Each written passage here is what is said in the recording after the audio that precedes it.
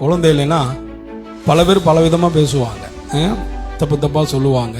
குழந்தை இல்லை, என்னன்னு தெரியல அப்படின்வாங்க. குழந்தை இல்லையே, குழந்தை பாக்கி இல்லைன்னு சொல்லி வேதனைப்படுகிறோம். ஆனால் எல்லாத்துக்குமே ஒரே பதில் என்ன கேட்டிங்கன்னா,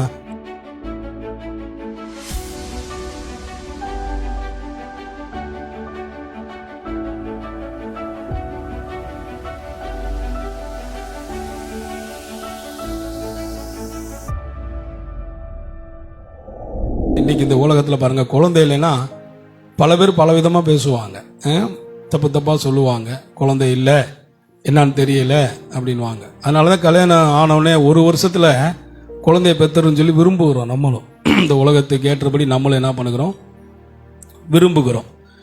குழந்தை இல்லைன்னா பல பேர் என்ன பேசுவாங்க, பல காரியத்தை சொல்லுவாங்க. சொந்தக்காரங்க சொல்லுவாங்க, வீட்டார் சொல்லுவாங்க.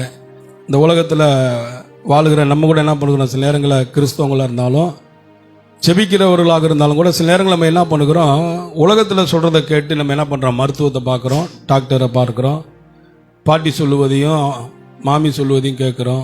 இப்படி பல விதங்களிலே இதெல்லாம் சொல்லி செஞ்சு பார்க்குறோம். அதுவும் நம்மளுக்கு வெற்றி தரலை அப்படின்னா அப்போ தான் அடுத்து தான் அதுக்கு என்ன வருது, மனவசனம் வருகிறது. மனதில் ஒரு சஞ்சலம் வருகிறது, மனதில் ஒரு தவிப்பு வேதனை வருகிறது, வேதனைப்படுகிறாங்க. இதெல்லாம் பார்த்து கூட ஒரு குழந்தை இல்லையே, குழந்தை பாக்கி இல்லைன்னு சொல்லி வேதனைப்படுகிறோம். ஆனால் எல்லாத்துக்குமே ஒரே பதில் என்ன கேட்டிங்கன்னா, ஜெபந்தான் பதில். நம்ம எதை பெற்றுக்கொண்டாலும் பாருங்க, ஜெபத்தில் தான் பெற்றுக்கொள்ளணும்.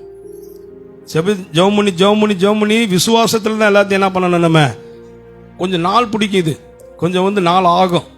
ஆனால் கொஞ்சம் நாள் ஆனாலும் அற்புதமாக இருக்கும், அதில் வேதனை இருக்காது. எத்தனை பேர் விசுவாசிக்கிறீங்க?